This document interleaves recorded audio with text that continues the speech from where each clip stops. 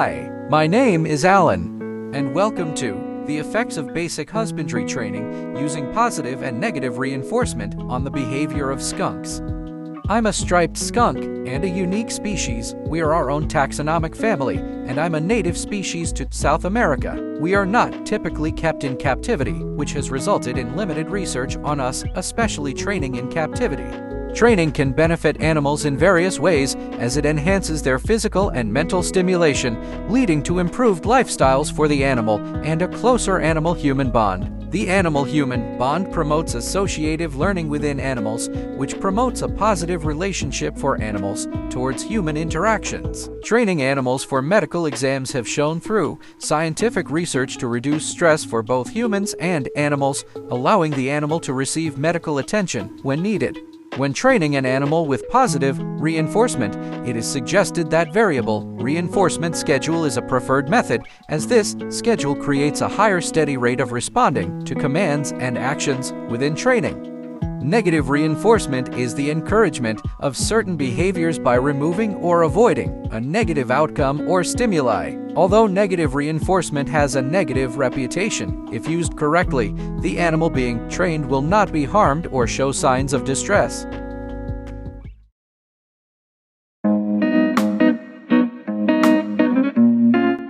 Now that the introduction is out of the way, we can begin to talk about the method used to train me.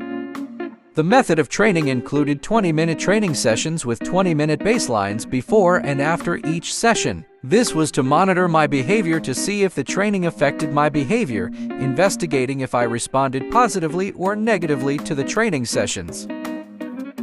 A variety of behaviors such as stand, come, stay, opening the mouth, and touch was decided to be the behaviors trained. For touch and stand, a target stick was used to guide me into the positions.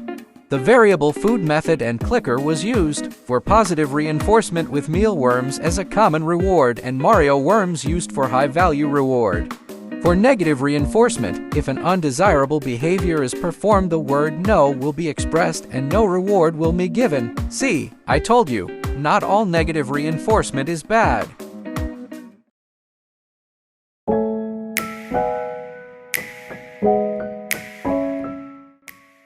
The aim and objective of this study is to reduce the display of aggressive behavior towards handlers by applying various training commands to enhance cognition and learning. I would say I'm a little bit grouchy in the morning, but not aggressive. Cut me some slack. The null hypothesis is that I will not learn the new behavior that are being trained. The alternative hypothesis states that I will learn the new behaviors that are being trained. The next null hypothesis states training will not decrease the aggressive behaviors towards the handlers. And the final alternative hypothesis states I will decrease the aggressive behaviors towards the handlers.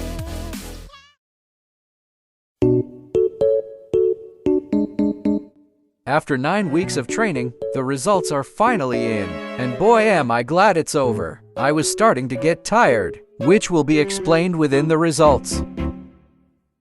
This graph demonstrates my attempts, successful and unsuccessful execution of behaviors trained within a span of 9 weeks. Let's break it down together. The graph demonstrates that the most successful behavior is come, with 145 attempts and 135 successes, which means come had 93.1% success rate. Go me! My least successful behavior was stay, with 368 attempts and 280 successes, which means stay only had 76% success rate. I'll need to work on that on a later date. Now it's time to answer the research questions. The first question was, is there any correlation between the measured factors and the behaviors preformed?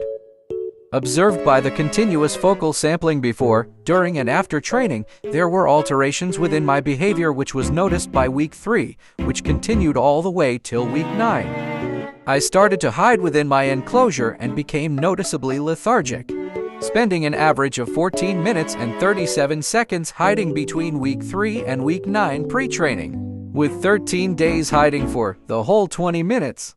which is drastic compared to week 1 to 2 with only an average of 7 minutes and 22 seconds of hiding pre-training, with only 1 day hiding for the full 20 minutes pre-training. During training from week 3 to 9, I was hiding for an average of 1 minute and 17 seconds, with some days spending 3 to 5 minutes hiding during training, compared to week 1 to 2 where I did not hide during training. On average, 5 minutes and 42 seconds of hiding post-training between week 3 to 9, with 2 days hiding for over 15 minutes. And finally, no hiding post-training between weeks 1 to 2. My inactivity can be measured by the change of temperature as the winter season was peaking in February. Stated by Project Britain, February is normally the coldest month. And as the winter season gets colder, skunks like myself go in a state called torpor, which defined by Oxford, a state of physical or mental inactivity and lethargy, which showcases the correlation between the measured factor of the season affecting the behaviors performed as I became less active and using more time to hide and rest than to train. The next question is there a correlation between the giving of commands and carrying out corresponding behaviors? As showcased on the chart, we see that there is more success in the performance of each behavior, with the lowest being 76%. With stand having 92.6% success rate, open with 81.9% success rate, stay with 76% success rate, come with 93.1% success rate, and finally touch with 80% success rate. This evidence shows that there is a correlation between the giving of commands and carrying out the corresponding behavior as the success rates are so high.